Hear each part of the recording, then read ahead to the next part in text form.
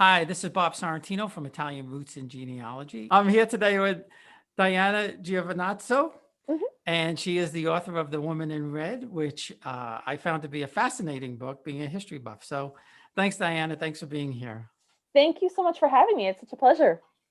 Oh, no, the pleasure's all mine. And I might say it was a fantastic book that I want to get into a little bit later. But first, before we do that, I'd like to learn a little bit about your Italian family and the research you've done on them.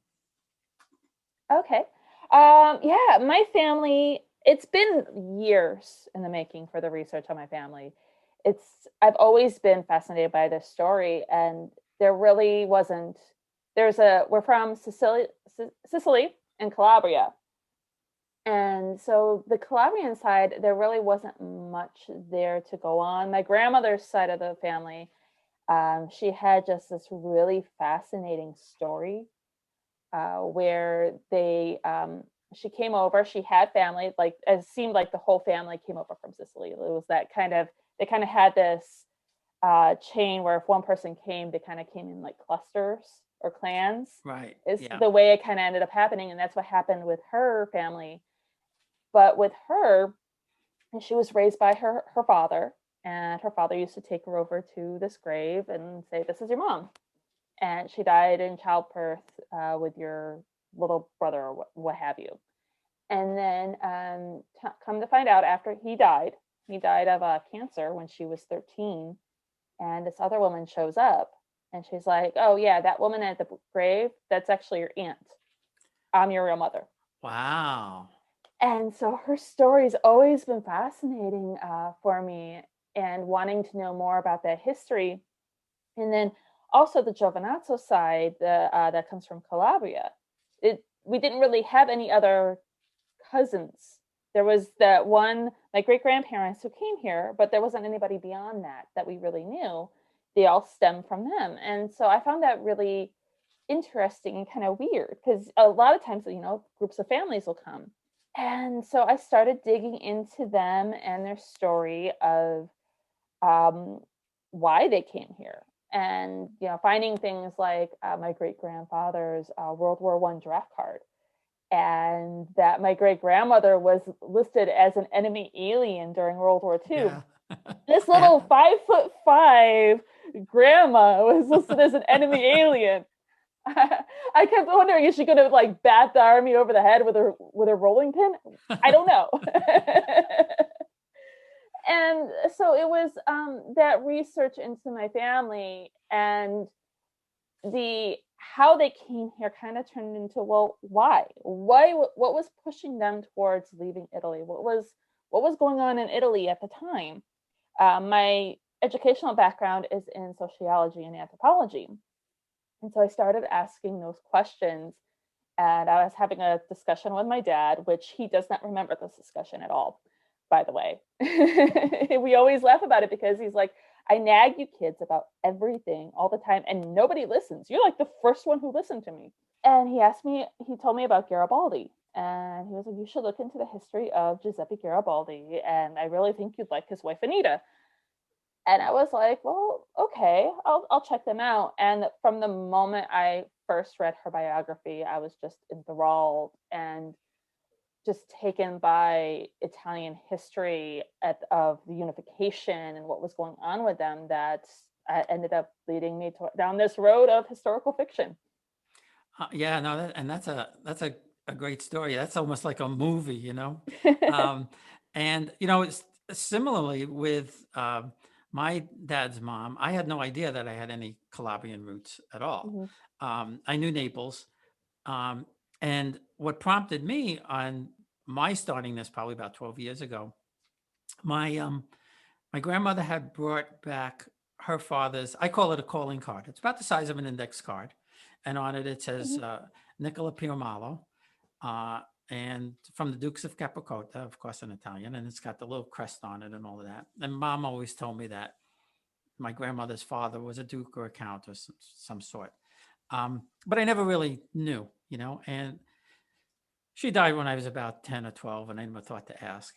And the fascinating part about that, I always thought, well, I might find a little something interesting with him.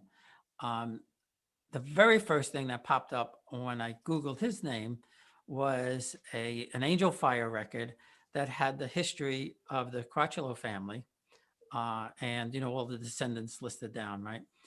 And I found that he married this Amelia Crotchelo in 1882. So the dates were right, the names are right, and I was pretty certain that Mhm. this was probably him. When I called my cousin who lived with my grandparents and asked her about the name, she said, "Oh yes, of course, that's Nanny's mother." And we had a saint in Mhm. the family. We had, there was an admiral, and she used to tell us that her grandfather was the princess, and we just thought she was a batty old lady. As it turned out, it was true. Mhm. Um, and you find out these things, and then then your mind starts just working and working and working and trying to Mhm. find out more. And so that family comes from there. He never knew this, and if Mhm. he did, there'd probably be no living with him. My mom comes from farmers in Torito. And obviously in Italy, they never would have cut the same corners, of course. And every time I would tell my mom something, she would say, "Are you sure?" I said, "Yeah, I'm pretty sure. I'm pretty sure." So that research into your family, with the help of your dad, then led you to research Garibaldi and his story. And Mhm. like we Mhm. said earlier, I had no idea that he was in South America. I had no idea Mhm. that he had a South American wife. I found it all fascinating, and it's a great book with a history lesson, but it keeps your interest really, really well. What prompted you then to go down this road and write the story about Garibaldi's wife as opposed to Garibaldi? I when it comes to Anita, her story, when it comes, she kind of became this footnote in Garibaldi's history when other people wrote about her, and you can see it in some of the history books about Garibaldi. It was like footnote, he was married to Anita, or sometimes they would put blatantly wrong information Hmm. about her. And it was one of the really hard things I had just doing my research on Anita directly. So I thought it would be really interesting to share her story, to kind of share her side of things. She didn't really get the recognition that was due. She taught him how to guerrilla fight Yeah, in Italy, and she was right there in the thick of things. And I was like, okay, this is a woman whose story needs to be told. She needs to be in history books. She needs to be shared in some way, shape, or form. And I'm not a nonfiction writer. I don't like writing nonfiction. It makes me feel like I have to eat my vegetables every time I do. So fiction is really where my heart is, and so that's what made me want to write a fictional story about it. Because the thing I love about historical fiction is when we read the fiction, the history, and we read the actual accounts, we get the dates and the actual things that happen. But when you go into historical fiction, we get a sense of what things might have been like. We kind of get more of that empathy that could go with right. it, that feeling of what it would be like to fall in love with this man, to leave your home and go across the world with him, and to experience those losses. And so that was one of the things that really brings me into historical fiction in general. Um, yeah, but and what I liked about it was, well, it was historical fiction. Um, you didn't really change facts. I know when you do an historical fiction book, you kind of have to condense things, and Mhm. three battles may become one or something like that. But I think you stay pretty close to the actual people, Mhm. and where they were and what they did, and things like that. So I have to ask you, Garibaldi's mother, is that like pretty accurate? It's pretty accurate. It's pretty accurate. I love it when people ask me about it because I loved writing her. She was so awful, so I awful. know. Yeah, she from Anita's biography. The biographer had said that his mother just did not like Anita. Did not. Anita was too dark for her. You got to remember, Garibaldi was a northerner, and his family was That's right. northern at the time. Um, and so he didn't like how dark she was. Anita had a reputation And so, yeah, she just did not like her at all. Well, Italian mothers don't like any They woman. So, don't like any of the kids. Yeah. no. So that doesn't matter. I mean, we know how that works. Yeah. The sons are the sons. Yeah, the sons of the prize. They're the prize, and Garibaldi was her favorite. He actually had a brother and a sister that I didn't include in the story, and but he was her favorite. So, I didn't know he went to South America. So did he basically leave Italy to go fight in South America, or did he leave because he had to leave? He left because he had to leave. The thing about Garibaldi, I became a fan of Garibaldi in the history because Garibaldi is just such a character in and of himself. He was one of these guys who he just shot off at the mouth whenever he had an opportunity. He had this ego. He thought of himself and his destiny as just bigger than life. And so he got into trouble with the Austrians who were controlling the northern part of Italy at the time, and he was exiled. So he went from Italy to France, and he got this idea in his head that he was going to get on a French ship and cause a mutiny. And the French caught wind of this, and he got into trouble, and he had to escape the French, and he got on a ship that wound up in Brazil. And he was like, yeah, what the hell? I'll go to Brazil. I'll hang out in South America for a while and lay low. And in South America at the time, there was a really big influx of Italian immigrants. They were fleeing everything that was going on, all the unrest that was happening in Italy.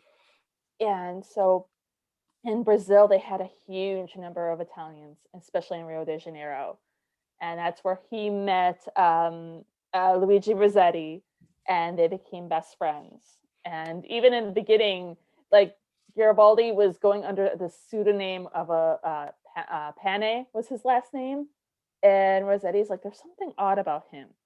There's something weird. And then and when he started investigating him more, Garibaldi came out. He's like, yeah, I'm Garibaldi. And they became really good friends. And so it wasn't until the Ragamuffin War that he started fighting and becoming this mercenary in other countries, kind of building up his name and his reputation. I knew that there was a large population in South America, especially in Paraguay and Uruguay, because when my wife and I guess around 30 years ago, somewhere around that, we were looking to adopt. We were considering, Paraguay, and they said, oh, that's like half German and half Italian. But I thought it was more recent. I didn't realize until I read the book that the Italians went so far back, especially there. Yeah. They were in Argentina. I actually have some Sicilian family that wound up in Venezuela. And then also Peru. When I was in Peru in 2012, we learned how much of an Italian influence there was even in Peru. I didn't even realize Peru had a large Italian influence. Oh yeah, some of outside of New York and Italy, some of the best Italian food I've ever had was in Machu Picchu town and in Cusco. We went to every Italian restaurant. It was either Peruvian cuisine, like traditional Peruvian cuisine, or it was Italian cuisine. Either one of the two. That's what we had the whole time. I was in San Francisco once, and I had to admit to the chef that the meal that I had there was some of the best Italian food I ever had. And that was heartbreaking coming from New York. We'll be right back. Experience Italy like never before, traveling with a scheduled group or create your own bespoke tour with friends with philitaly.com. Pack your bags and follow Phil. That's www.philitaly.co.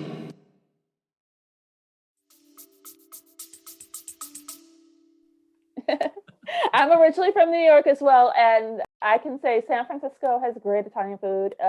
I would be remiss if I didn't say Los Angeles also has amazing Italian food as well. See, this is my thing with California. People always like to slam on California because we put pineapple pizza. We have that, and they slam our pizza. But for crying out loud, we've got great Italian food here. Yeah, no, I'm sure you do. I've been in Los Angeles a couple of times. I don't know if I ever went to an. Yes, I did once with a friend. I went to an Italian restaurant once. So where are you from in New York? Utica. Oh, so upstate. Yes. So Yeah, way upstate. how'd they wind up there? Um, so I'm not sure exactly how they wound up there. They came into New York City and then they somehow ended up in Utica. I don't know if it was family that brought them there or if it was just jobs. My great grandfather worked in the mills. There were a lot of Oh, so that's clothing probably, yeah, mills. that's probably why. Yeah. Mhm. Yeah, but we both came, both my families came to New York and stayed in New York. The interesting thing about my dad's family is somehow, I don't know how, because my dad's older brother and two of his older sisters were actually born in Italy. Mhm. Uh, his the youngest girl and my dad were born in America. And my dad, for some strange reason, was born in Scotch Plains, New Jersey, of all places.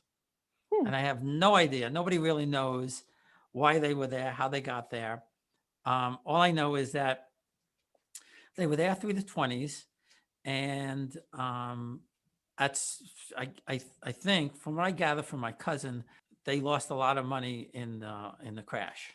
So I don't know if they Mm. had invested, or I know my grandfather had a business. He had an embroidery business in New York City where they made bridal Mm. crowns and things like that, and beadwork. So the only thing I could guess is that something happened and they, but they did wind up with a house again. The funny thing about Scotch Plains is last Memorial Day, the I guess newspapers online, or one of those online newspaper things, Mhm. had the 7 free days or 3 free days.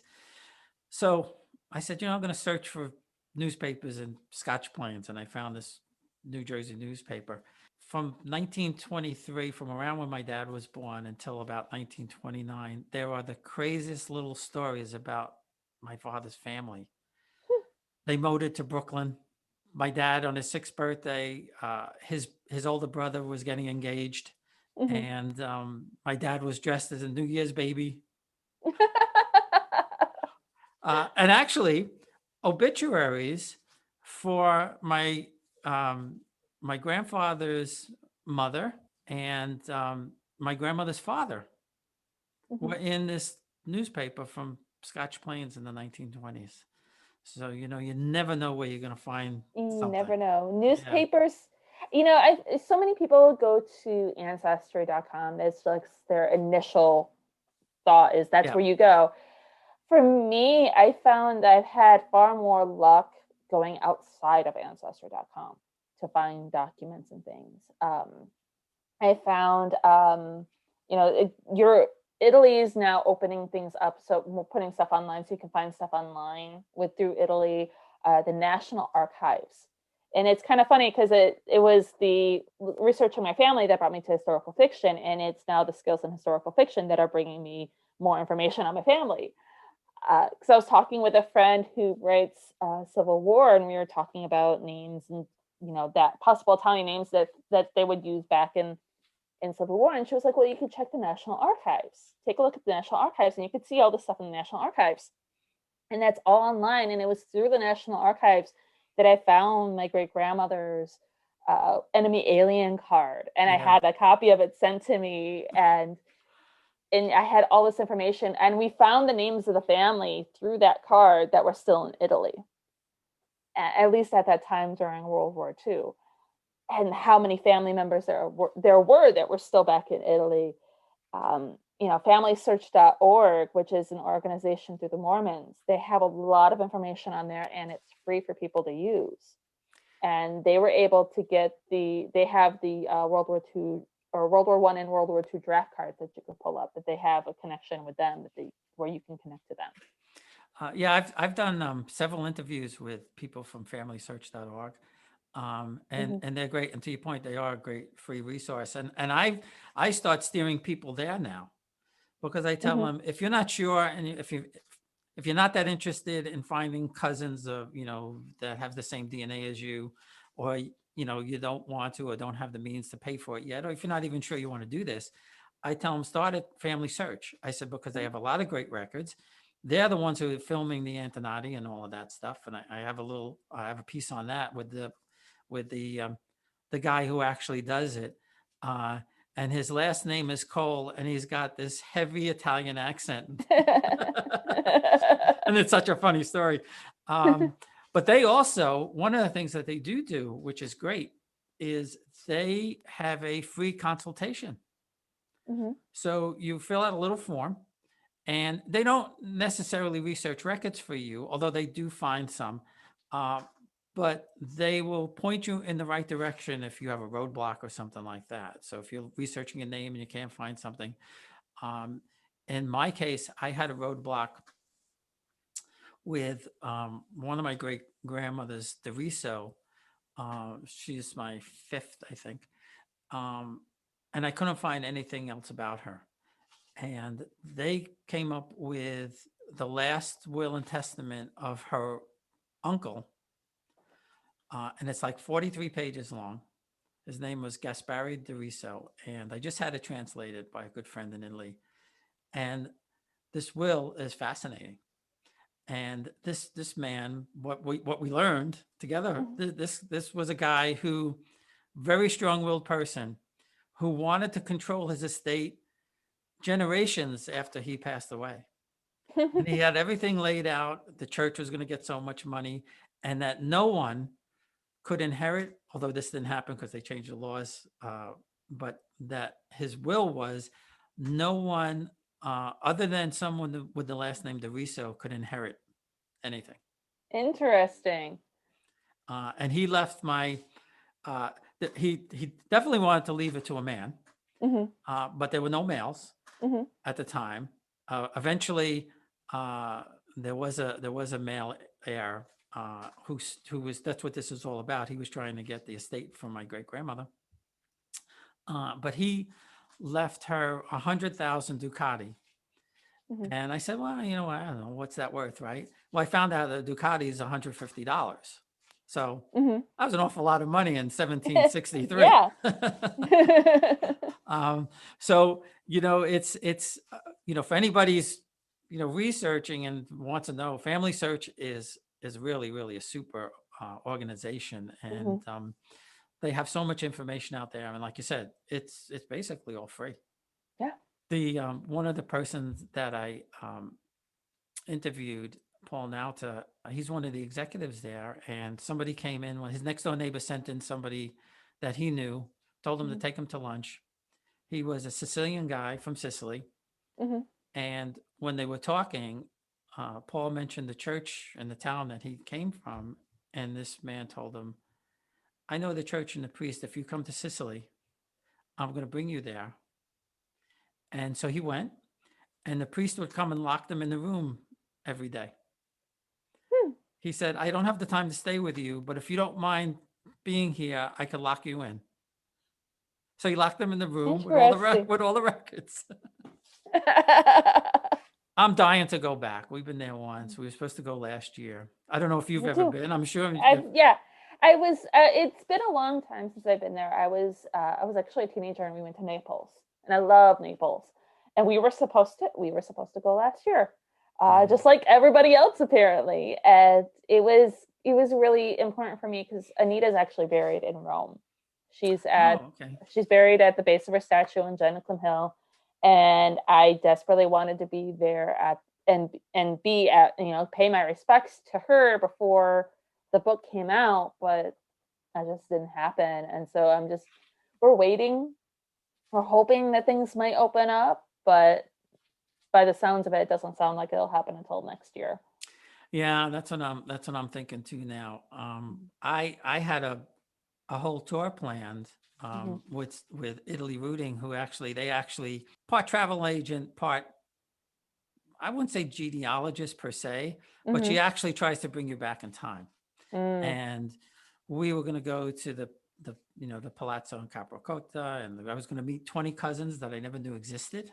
And when we went 25 years ago, we went to Rome. Of course, everybody has to go to Rome. And then we stopped in Naples we took the train, stopped in Naples only to pick up a car to go to Sorrento. And I had no idea that Dad's family, both his parents, lived like a half a mile from the train station. Oh, So wow. we're gonna walk there, Yeah. you know. So yeah, we were broken. I mean, we were hoping for September this year, but like you said, Same here. I was hoping for September as not well. so We were sure. going to originally we were just going to do Rome, and then we decided, for in the fall we were going to do Rome and then Naples because my next book comes out in January, and I spent so much time researching Naples and the Palace of Caserta that I was like, okay, I've got to go see this place in person. Yeah, There's yeah. only so much you can visualize and see doing those virtual Google searches on the map, and so we were going to go there. My fifth grade girlfriend from grammar Hmm. school moved to Salerno 2 years ago. Uh-huh. And she said it's really, really tough. But you know, she loves it. You know, I'll have to send you some of the names from my ancestors because their stemmas are all over Naples on all the Mm, buildings and all of that. So we'll have you take pictures of that. But yeah. Antonia's actually been to that palace in Caserta, and she said it's unbelievable. It It's, is. It is so it's so amazing, and going into the history of it, because it was when I was so the book that I'm writing is about Maria Carolina Charlotte, and so it's set in the 18th century, and so she had such a heavy influence on that palace because it was still being built when she yeah. was there. Like, she couldn't even get married in the wedding in the chapel there. It was still being built. She had to get married in the theater.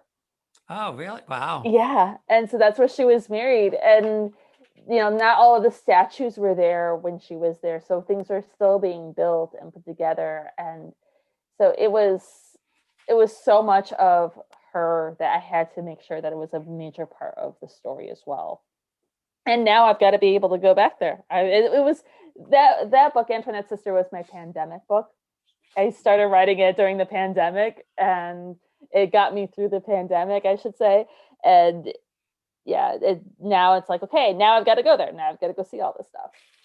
Well, yeah, and that's why I wanted to go because I wanted to go and walk in the footsteps of as I'm writing about these people, walk in the footsteps and see where they lived and walk down those streets because, like you said, it's not the same. Mhm.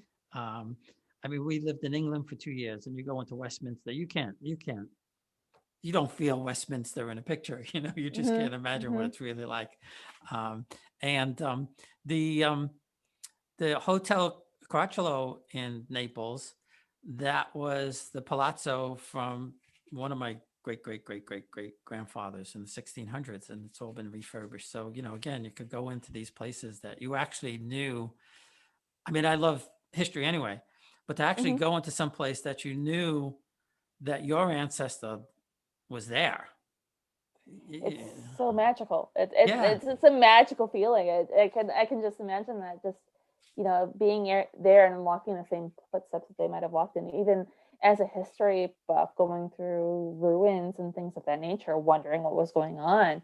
That there's this humbling kind of feeling for a lot Yeah. of these places.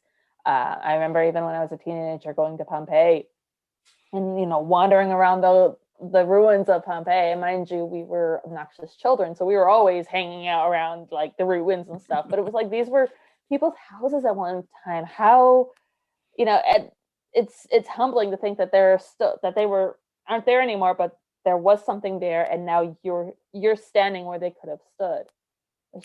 It's awe inspiring. Yeah, I told my wife, I said, when we go, I said, we're gonna have to find something for you to do for at least a half a day because I want to go with Chintzia to the cemetery and just walk around the cemetery and look for people. She thinks I lost my mind. Maybe I have. I don't know. Um, but this has been fascinating. Thank you. For anybody, you want to read a great book about Garibaldi and Anita. I should say Anita and Garibaldi. I'll say it the right way. Um, it's a great book, and you get great insight into um, Garibaldi's history in South America, which again I never knew there was a history of Garibaldi in South America. Yeah, it's fascinating, and their love story is fascinating too. I remember you were mentioning it was possibly like, you were like, oh, maybe this is a chick flick kind of Yeah. thing, but that's really so much of their story, where they had such a passionate romance that you can't tell one part of the story without the other. Yeah, and I think too with him, he really, treated her as an equal and a Hmm. soldier, Yeah. which is really for that day, for that era, is really pretty amazing, I think. Yeah, it was very progressive, and he in a lot of ways was very much a progressive person. The ideas of them were very progressive. Yeah, yeah, Mhm. absolutely. Well, thanks again. I really, really appreciate it. Thank you. It was my And pleasure. but, maybe we'll meet in Naples next year. Yes, yes. We'll have to plan on Yes, that. absolutely. All right. Well, thank you again. Thank you. Bye bye. Bye bye.